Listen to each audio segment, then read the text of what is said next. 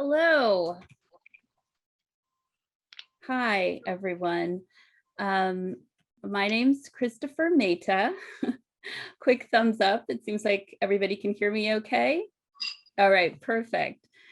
So hello, everyone, and welcome to the class of 1991 screening of East LA Interchange and Talkback with its director and my classmate, Betsy Kalin.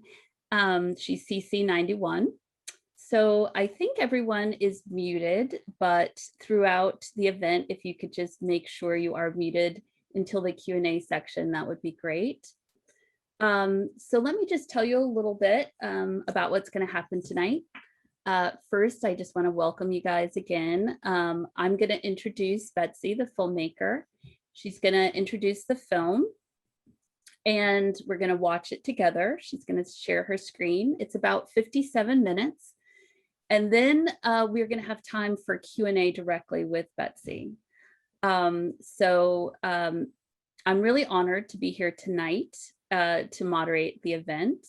First, because, well, I joined the reunion committee a little late, and so I felt kind of guilty about that and decided I definitely wanted to do something. But honestly, it was just, I was so fortunate to be asked because I got to talk to Betsy a little in advance, and I got to watch the screening and the film in advance. And I was floored. I mean, I've lived in Los Angeles for over 14 years since leaving Columbia. And I still learned so much about this amazing and unique neighborhood that she's brought to us through her film, the neighborhood of Boyle Heights. So I was also, of course, fortunate to speak to Betsy, and I was really reminded about all the stuff she had done at Columbia and all the amazing things that students get to do there. I wish I was going back to college, actually. But she was one of the first students at Columbia to be a women's studies major. She was heavily involved in the CUTV and the Super 8 Club as well. And while she knew really early on, as far back as high school, that she really wanted to work in film, she thinks Columbia was such a great opportunity because she got to take grad classes with some of the industry's leading professors like Annette Insdorf and James Shamus. So those are some of the things she did while at Columbia, but since then, Betsy has really become recognized as an award-winning director, producer, writer at Itchy Productions, and she's a visiting lecturer in the film program at the University of Central Florida. And as I mentioned, she received a BA in Women's Studies from Columbia College. She also received her MFA in directing from the University of Miami. Her Emmy-nominated documentary, Vision 2030, Future of SoCal, premiered on Spectrum News 1 to 2 million households. Her previous documentary, the one we're going to be watching tonight, East LA Interchange, won 10 jury and audience awards to date. In 2016, she was the recipient of the Los Angeles City Historical Society's J. Thomas Owen Award for illuminating LA history. Her films Roof, Chained, and Hearts Cracked Open have also been honored with multiple awards. She's currently in development with the documentaries Dreaming in Somali and Phoenix, The Life and Death of Alex Hertz. So hopefully she'll be coming back and showing us those films too in the future. She's also producing Kenneth Ng's documentary, Birth of an American Museum. She strongly believes in the power of storytelling to inspire dialogues, challenge perceptions, and educate a wide audience around issues of human rights, peace building, and social and environmental justice. So let's all just welcome Betsy and give her a silent round of applause as she introduces her film, East LA Interchange. Thank you, Christopher. Thank you for that wonderful introduction. It's so great to be here and amazing to see you all after all this time. So I love that some of you have your screens on and I can actually get to see you. Columbia was really a foundational experience for me. You know, I knew I wanted to go into film, but it really gave me the chance to experiment. And I think that with my background at Columbia in history and sociology, you know, really influenced the path that I was going to take as a documentarian. Um, and You know, just this grounding in social justice activism that I was able to do at Columbia, um, you know, finding that I could like combine that with making films was really incredible. Um, with East LA Interchange, the idea for it actually came from Eric Waterman, whose family's from Boyle Heights, and I had had a relative who lived in or worked in Boyle Heights, and so I was a little familiar with the neighborhood, but I really didn't know its rich history. And so being able to do research on this neighborhood and really see how it, in some ways, was incredibly unique in the United States, and then in other ways, how it was representative of many diverse, multicultural immigrant areas across the country and how they were impacted by planning decisions and government legislation. Was just an incredible experience, and I'm very grateful that the film continues to live on. It is still being screened widely, and it is being used by community groups in order to advocate for, you know, their own needs in communities across the U.S. and then also in educational institutions. So I just am so pleased with that. Um, that just longitude of the film. And then, you know, I also wanted to say that, you know, this film is really about a community working together in order to fight for their rights and make their community better, and just really to believe in what a community should be. And so that is something that I love for you to take away and bring home to your own communities after watching this film. I also want to say that the people in it, the people from Boyle Heights are incredible, and they're also, you know, they're heartfelt, it's entertaining, and they're also quirky. So feel free. It's, you know, it tackles some serious subjects, but there are moments of humor and lightness throughout. So with that, I think we can get started. So I'm going to share my screen and play the video, and I will see you in 57 minutes. So thank you.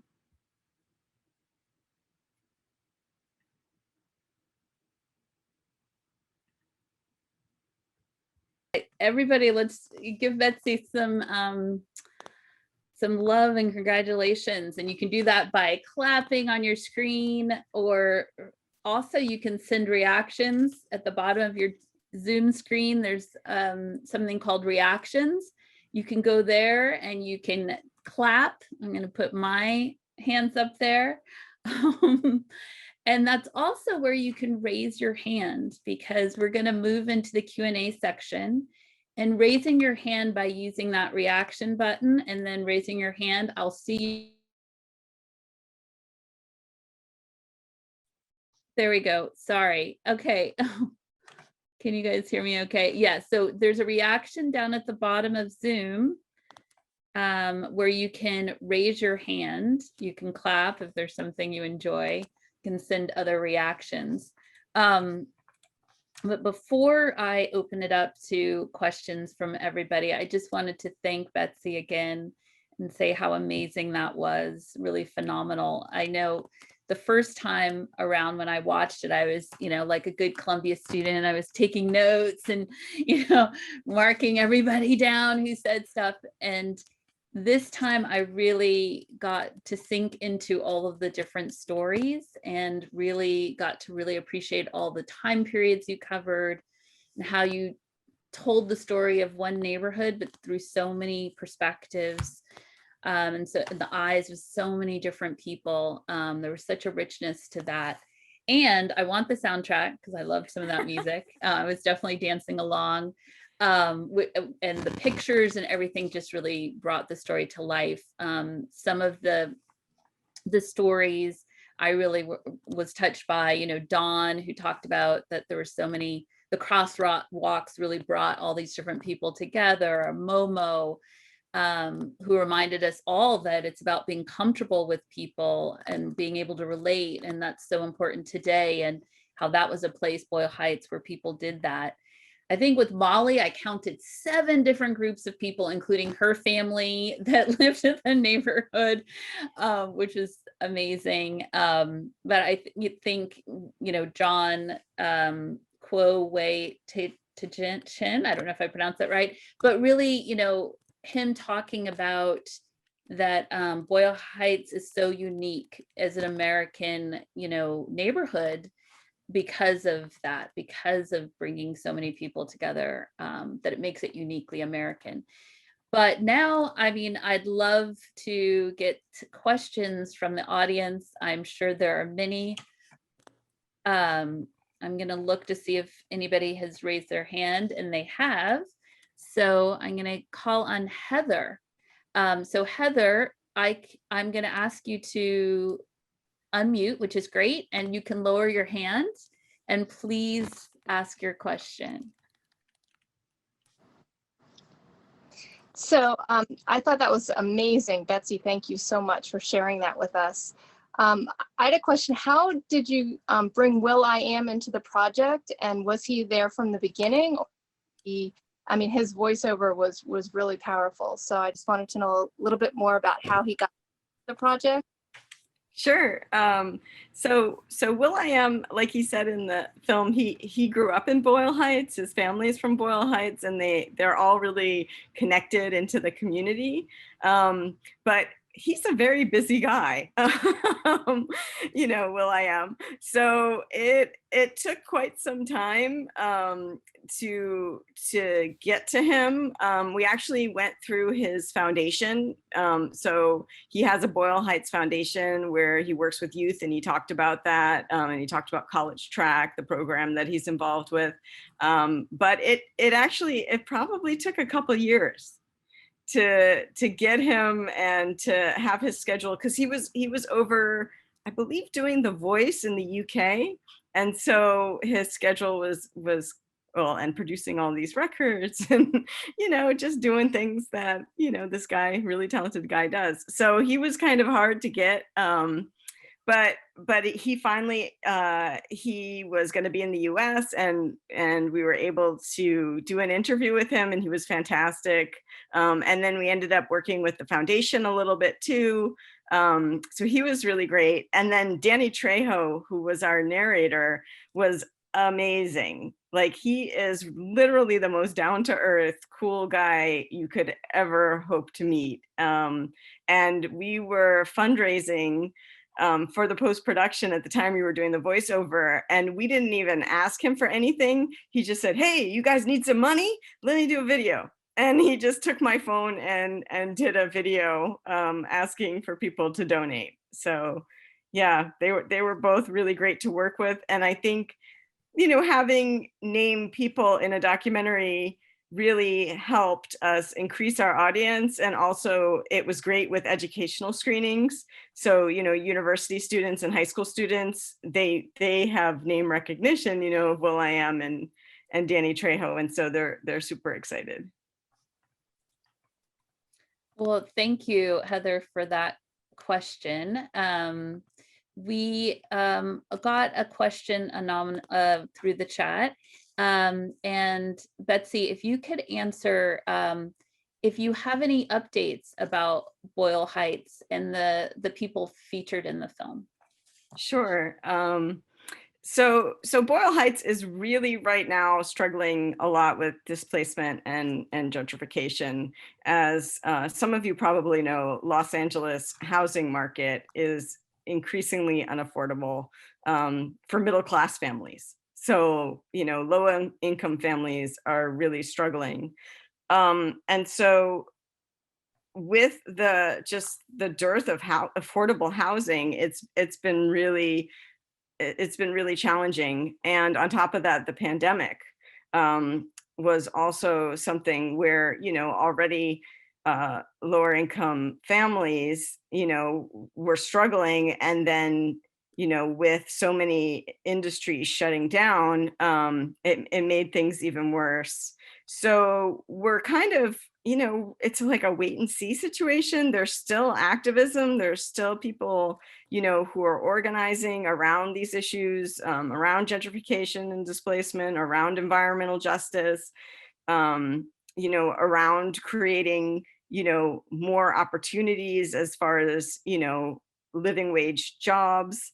So all of that is still ongoing. And I'm hopeful that the spirit of the community lives on, that there are still people working on this, and that there is a new generation who are joining the fight. So that's really great. The sad news is that, a lot of my subjects were already older when we interviewed them, and there have been a number who have passed away. So Cedric Chameau passed away, although, Cedric lived to like almost 100. So he lived a very long life, but he passed away. Floyd Jeter, he passed away. Molly Wilson Murphy, she passed away. Harriet Rochland, she passed away. So that's been really hard, because I have to say, after spending 10 years making this film, the people in it are like my relatives now. Their family, I stay in touch with them, I see them. So yeah, that's been hard, but I'm really grateful that, I was able to film them and I have their stories. And in fact, I'm in the process right now of donating all of the archives for East LA Interchange to the UCLA library. So all of this will be documented for, the long term. Wow, that's super amazing, Betsy. Thanks for sharing that you're doing that. I'm sure their families even are so happy and fortunate to even have some of their stories. And it was about the stories, right? I mean, and all of the people there. And I know one question I had when I was watching it was really, LA is such a big city with lots of neighborhoods, lots of stories to be told. What really drew you to this particular neighborhood and telling the stories of the people that you selected? Yeah, sure. Thanks for asking that question. So again, I was approached by Eric Waterman, whose family is from Boyle Heights. He's the baby of the family. So he grew up, he was one of the Jewish out-migration families. So he grew up in the Valley, but he grew up listening to the stories of his parents, who were from Boyle Heights. And so he said, well, what do you think about doing a documentary? And being someone who loves research, I dove right in, and I did about a year of research before we even started filming. And the part of that I absolutely adored was talking to everyone. And I mean, back then I put my phone number in the paper and in like the Jewish Journal, and and I just gave it out to everyone, and people would just call me. They literally would just call me, and I would talk to everyone, and then through them they would refer me to other people, and through the Roosevelt High School Alumni Association I got people, and through the Japanese American National Museum I got people, and I would just talk to everyone. And the one thing that I really loved about Boyle Heights is that the whole community loves storytelling. I mean, every person I talked to would just tell, these incredible stories. And so narrowing it down and picking the people who you eventually saw in the film was a really challenging process, just because, everybody was so great. But with my background, as an activist and in social justice, one of the things that I found most striking, as far as the story, was this long legacy. of social activism that went from the 1930s to the present. So all of those years, and as the neighborhood changed, that was the constant. And so I thought, it would be really interesting to tell the story kind of from that perspective of like, what did this neighborhood face? And then how did they survive this? Because most communities across the country who had highways and freeways built through them did not survive. These communities were permanently devastated.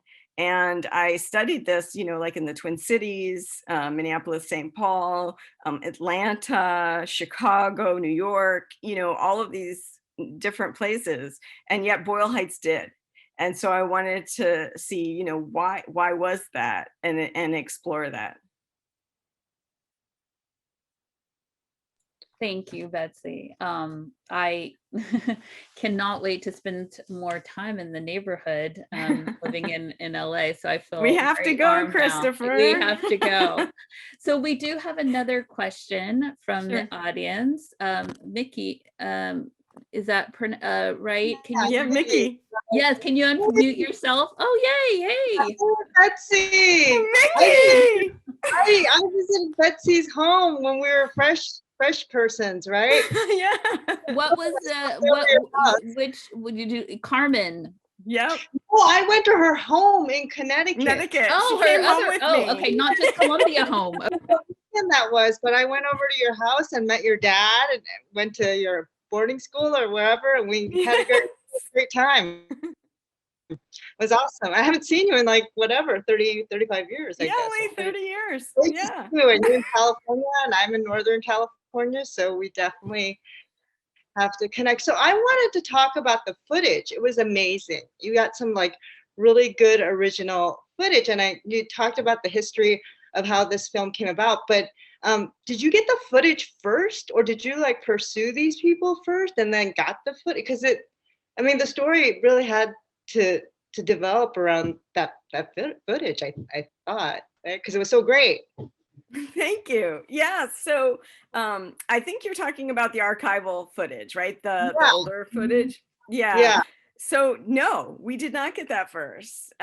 We interviewed everyone. As part of the documentary process, I do pretty long interviews. So I do interviews that are like a couple hours, usually. And then we get transcripts. And then how I build the story in the script is going through those transcripts and then kind of writing a script from that. And then once that script is in place, then we start, really going after the archival. But because Boyle Heights was a working class neighborhood, there weren't many people who had home movies, there weren't many people who could afford the cameras and take Super 8 film. And so even before I started doing the script, I started asking around, like every single person I talked to, I'm like, do you know anybody who has, Super 8 home movies? And the Japanese American Museum was really helpful. So they had a small collection of of Japanese families who had some home movies that we were able to use. But I just asked the right person, and this Jewish family came forward and they said, you know what, our neighbors had a Super 8 camera and they had all of these home movies.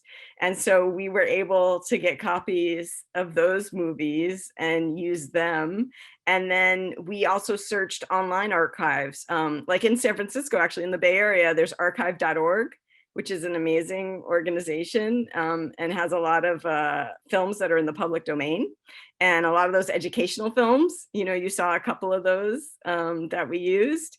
And so we were able to get that too. And it was like probably a couple years of researching the archival.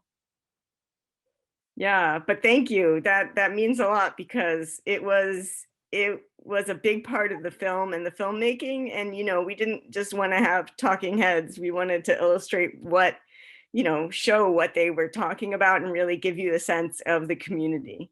And the same with like the photographs. We found people and then we asked them, if they had photographs at home that they wanted to share, and I just scanned. I literally scanned. They would just give me all their photographs and I would scan them in. Yeah. Have you been approached by like historical societies and stuff like, or did you like back and forth between different historicals? I mean, there were a few people in the film that were quoted from the Japanese historical societies and stuff. Well, yeah, it was the Japanese American National Museum and then the Boyle Heights Historical Society we worked with, and then the LA City Historical Society. So we tried to work with as many as possible, but you know, a lot of that was, you know, just asking people and getting what they were willing to give us. And we stopped the film a little early, but if you looked at the credits, like the archival credits run for like almost, you know, 30 seconds or something. It's quite impressive. One last question. So when you screen this film for universities and colleges, like under what auspices? Is it a history class, or how do you Great present question. it? Yeah, no, it's really interdisciplinary, which I love. So it's U.S. history, it's public planning, it's architecture, sociology, political science, geography, Latina studies, like all of those different departments will bring me, and then sometimes they'll work together. So just to have screenings and be able to discuss, oh, and of course, film departments. Great work. Thank you. Thank you for all those questions. That's really great. You noticed so much about the film, and you brought out some of what Betsy's filmmaking process is. You know, I was also struck. I don't know how many of you guys live in LA or you visited LA and you really know about the freeway system here, and it is so important. And a few people did bring it out in the movie that, you know, on the one hand, you know, maybe freeways or change in neighborhoods can bring new life or jobs, but it can really also, you know, dislocate those areas as well. And I was wondering, but the freeway system is so vital to California in this area. And so my question is really, you know, when you're driving around, you know, do you think about that balance? It's always at play between bringing industry and new growth and jobs to areas, and areas need, you know, the transportation having to go someplace, but obviously the neighborhoods that are most affected are sometimes those that don't have a voice or as strong of a voice. How has that affected your, you know, just living in LA and driving around, you know, using the, you know, the transportation network, but knowing that it's had this, you know, unique effect on this one neighborhood that's so important? Yeah, I mean, I am, if you couldn't guess, I'm a public transit advocate. So I'm not a person who you know, really likes the freeways and thinks we need the freeways.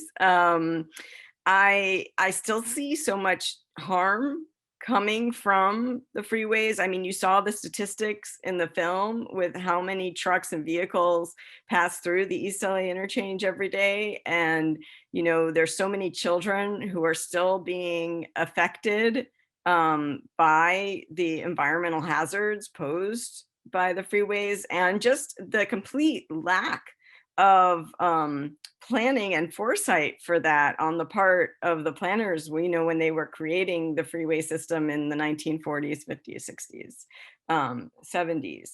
So I do think about that. And, you know, I've actually worked with LA Metro on another project that I did, my latest documentary, Vision 2030, and they're working on this because it's a huge issue. You know, as far as the freeways are terrible. I mean, they don't even get you where you need to go in the matter of time that you need to get there. And their idea of building more lanes does not work. So that, and again, like you mentioned, Christopher, you know, the freeways always go through communities who have very little voice in City Hall and very little voice in the planning process. You know, Beverly Hills has no freeways. I wonder why.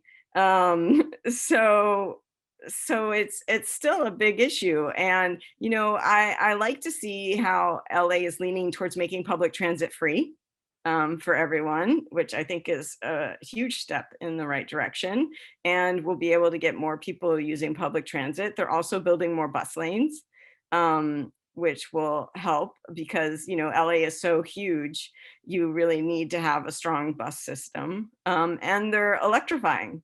So most of the public transit vehicles, even, you know, regular vehicles, will be, you know, mandated to be, you know, environmentally friendly, I believe by 2050, but they might even like 2030 have a date where they're, you know, really changing over. So did I answer that? Yeah, no, absolutely, absolutely. And you know I should be more on top of it, but I know that the Olympics coming is pushing public transportation as well. So hopefully we won't have a repeat of quite the same intense dislocation. We have another question. This is from Stephen, and this is back a little bit to your filmmaking process. So he really wants to understand, you know, how do you decide what to leave out, what to include when you're doing your films? Is there any magic to the running time of a documentary film, keeping it just under an hour? And were you managing to that? Or are there other factors that go into, I guess, you know, how long you want your film to be? Great. Yeah. Thank you, Stephen. Nice to see you. Yeah, I mean, that's a fantastic question. So editing, I believe, took a year and a half from start to finish on the project. And with documentaries, you know, I talked a little bit about having a script, but the script is not, you know, set in stone. And you really, you know, are trying a lot of different things in order to bring out your story. And there was so much I had to like not use. I just couldn't fit it in, or, you know, it just didn't work. And we really wanted to propel the story forward. It was very painful. There was some things that really hurt and some people, you know, that really hurt that I couldn't use. And that's always the hardest part. I teach editing now, and you know, you have to kill your babies. That's what I say. You have to do it.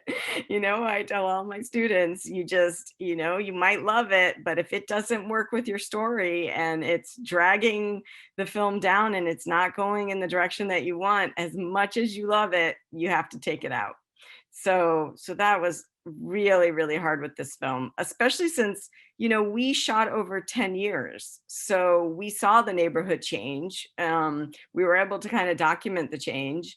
And we had so much footage that I tell people we could have had Boyle Heights, the miniseries, you know, like we really could have had, you know, like 1 hour episodes. But the biggest issue with the runtime is we really would have liked to have been feature length. Well, we would have had a couple versions. So that's what most documentary filmmakers do. They have a couple different versions and a different length. So we would have liked to have an 1.5-hour version of the film, and then also have, like, you know, this an hour-long version, and then maybe even a shorter 30-minute version, just because for different venues and different educational purposes and things like that, it's good to have the different versions. But budget was a really challenging process with this film, especially since we were telling the story about a low-income immigrant community who were activists, and that they were multiracial. And most of the funding for public documentaries in this country are through different consortia. And so the consortia is like Black Public Media, Latino Public Broadcasting, the Center for Asian American Media.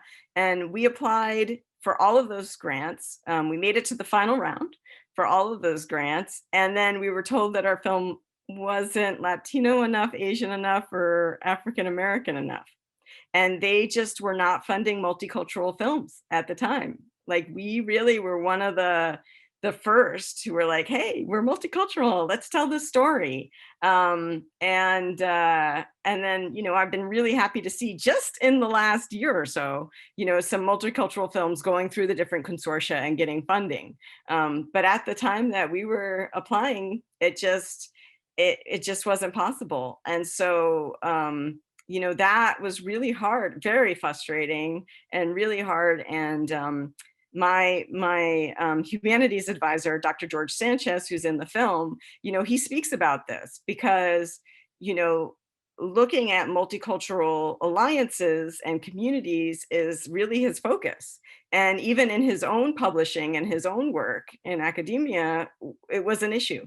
So it just was not valued. And I think that came out of the different ethnic studies movements of the 70s.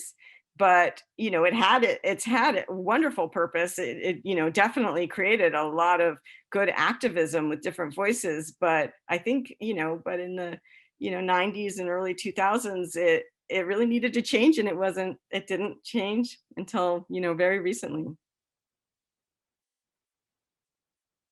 Those were really great questions.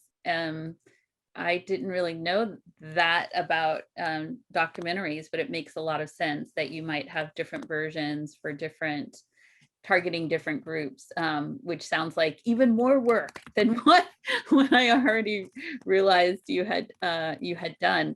And Bonnie, you were there for a moment, and now you're not on screen.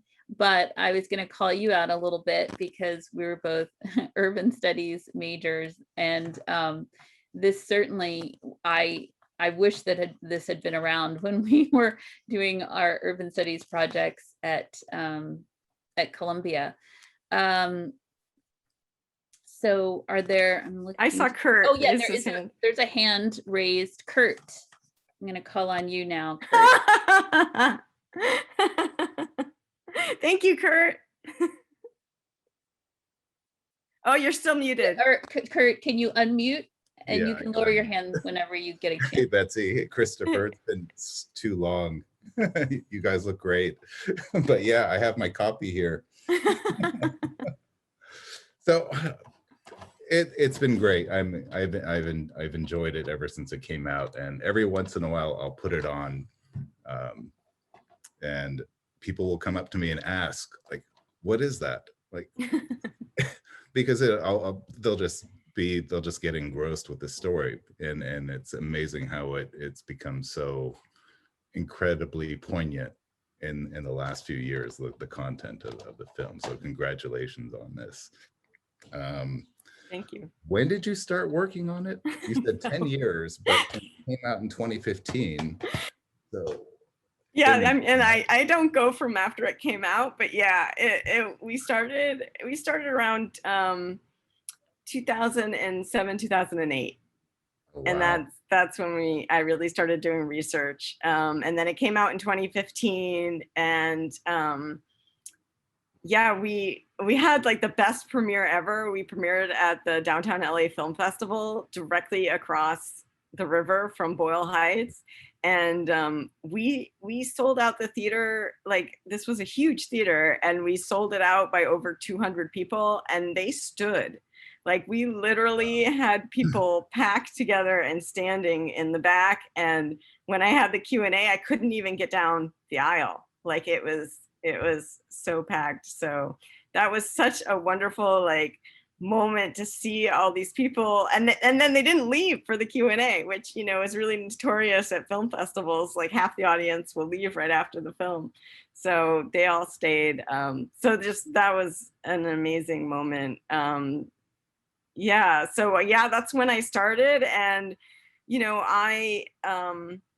me and my crew, we donated most of our time You know, most of us just worked on this as a labor of love passion project. We believed in the story. We thought it had relevance, not just to Southern California or California. We really felt like this was a story that communities across the US and people across the US could relate to.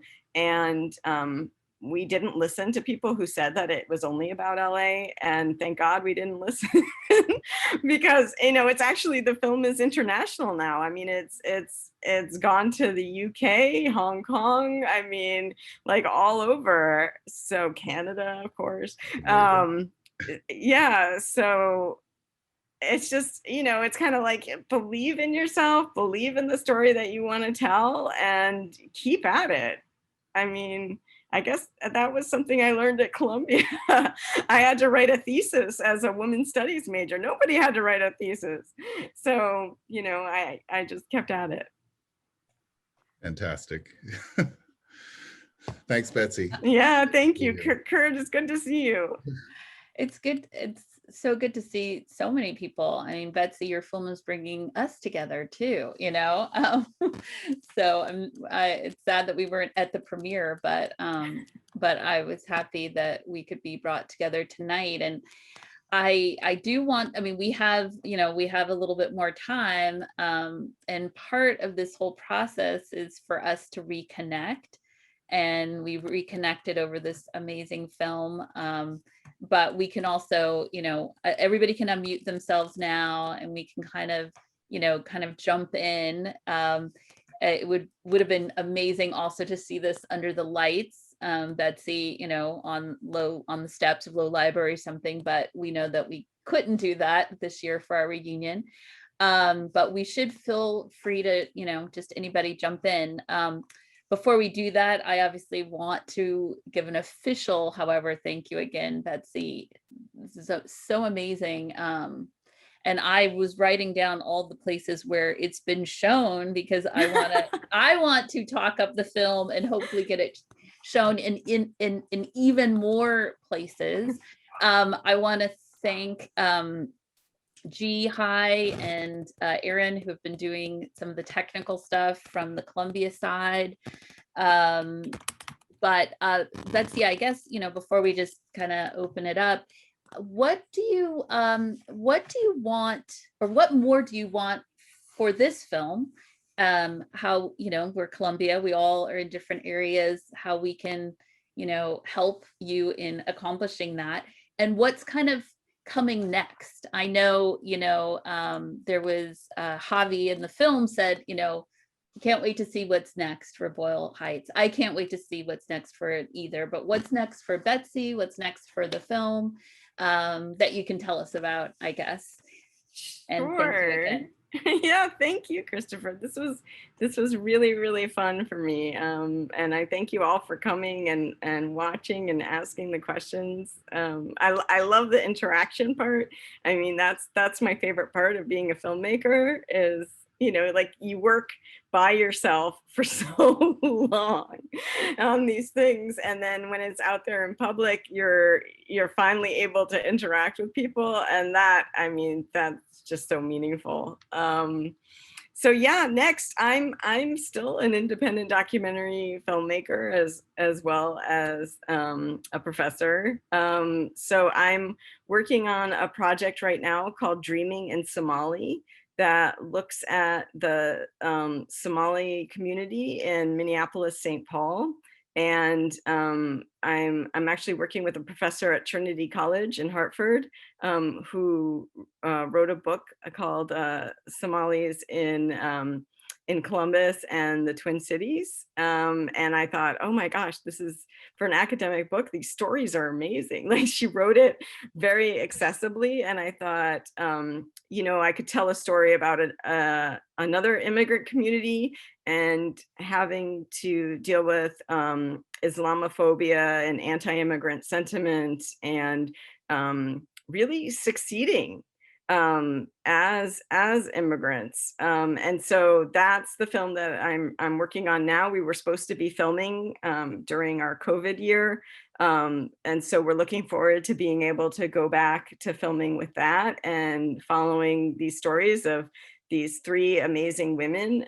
One of them is actually the first and only female Somali police officer in the US. And luckily she's in St. Paul and not Minneapolis with, you know, what's going on in the Minneapolis Police Department. We actually knew what was happening in the Minneapolis Police Department way before it ever broke as news, because we were connected with the Somali officers and they would tell us what their experience was like. So that has been, you know, really challenging for the community. I'm also working on a project called Birth of an American Museum with the director Kenneth Eng, and it looks at the Museum of Chinese in America in New York City and its quest to buy its building in order to have a safe home, and also dealing with anti-immigrant and anti-Asian sentiment at this current moment. Lots of racism, just, you know, that's been going across our whole country. And so I'm producing that film with Ken.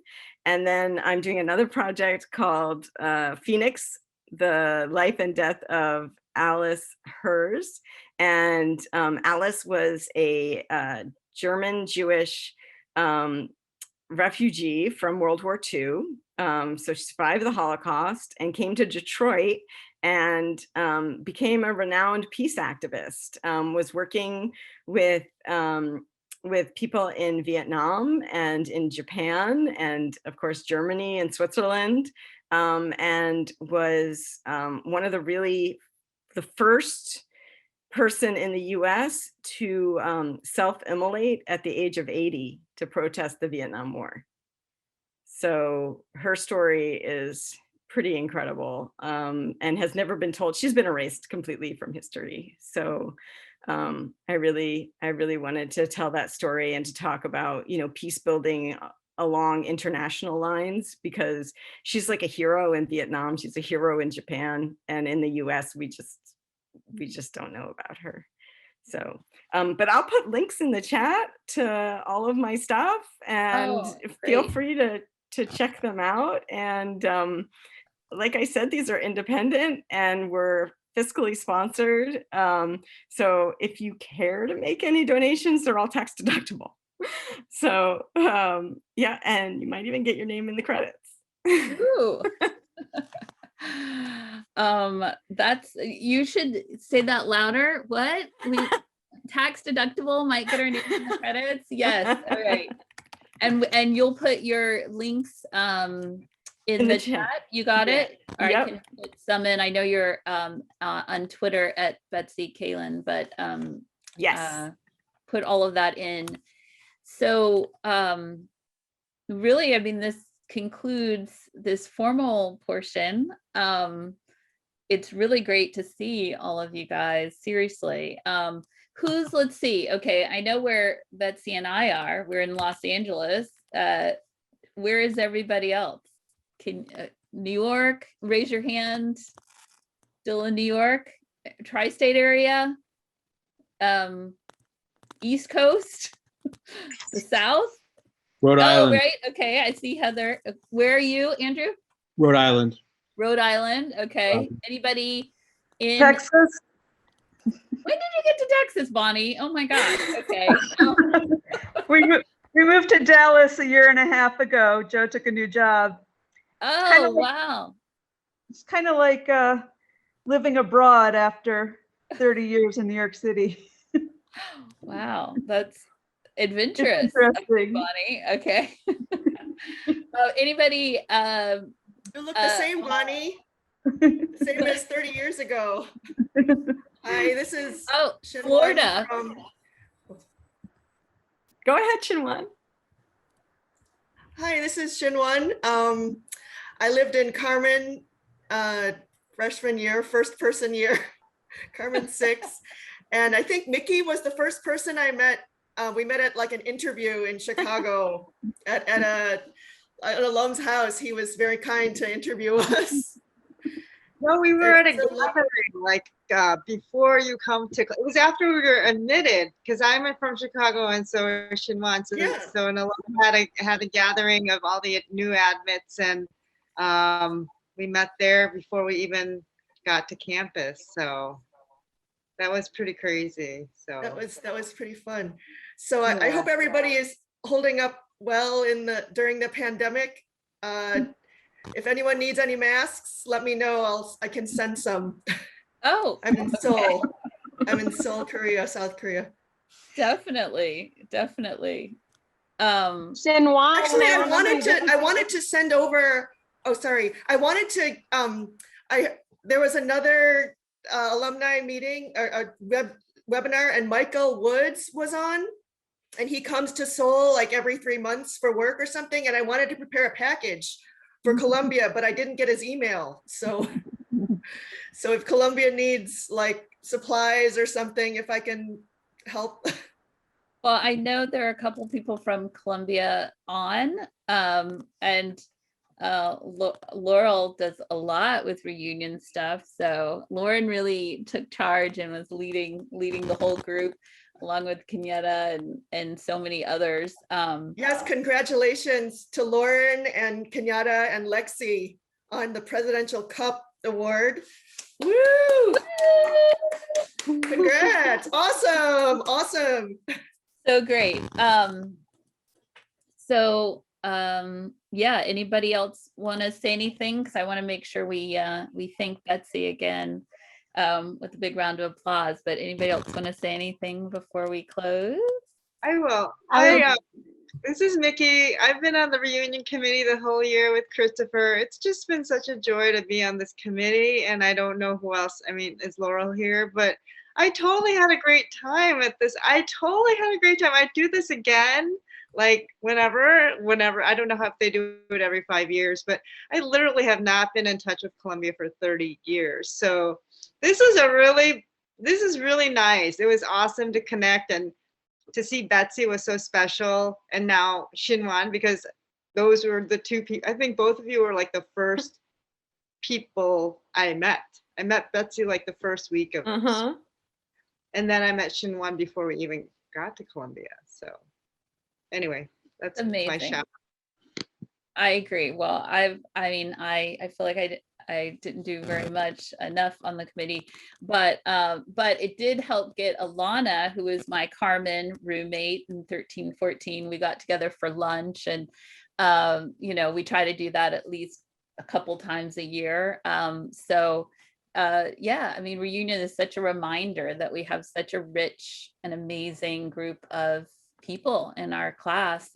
And I hope that it doesn't take us another 5 years or whatever it is until our next big reunion to connect, for sure. Betsy, you're getting a lot of congratulations and thank you. That's awesome. Lots of people want to thank you. I certainly want to thank you. It's been such a pleasure, just the couple chats we had and watching your film. I wish you so much luck, and I hope we all support you and reach out, to us. Definitely reach out. Yeah. I mean, this was so wonderful. Thank everyone in the reunion community for asking me to be a part of this. I mean, it's so nice to see. I mean, I see all these faces. I'm so blown away. Like, it makes me really, really happy, and brings back all of these amazing memories. And Darren, I have you singing on video. Like, I made films of Darren singing like so many years ago. Mickey, I have you on film too. Like, and Kurt, my God, like the first time I ever had like sake and sushi. I don't know, Betsy, are you basically saying you're committing to doing a documentary on the class of 91? I could probably do that. 91, yeah. Like what happened, right? Us then and there. There's gonna be some good stories there, I imagine. There's a lot of good stories. And now I have to say, so I'm moving to Orlando, Florida, and I'm staying at Heather's house. So Heather and I have been hanging out. We've been having our own little reunion. Oh, that's awesome. So that's been awesome. Yeah. And please, if you want to stay in touch, look me up on Facebook. I am the only Betsy Kalin in the entire world. You will be able to find me. And then I'm on Twitter at Betsy Kalin. I'm also on Instagram at Itchy Bee, because Itchy Bee Productions is my production company, but there'll be a lot of personal photos on there too. So yeah, definitely please keep in touch. Well, we will. Well, I know it's getting late, especially for some of you guys on the East Coast. Thank you guys so much again. I think we have a couple more events, so before reunion's over. So hopefully we'll see you again. Big round of applause again for Betsy. And yeah, reach out. Take care, guys. Have a good evening.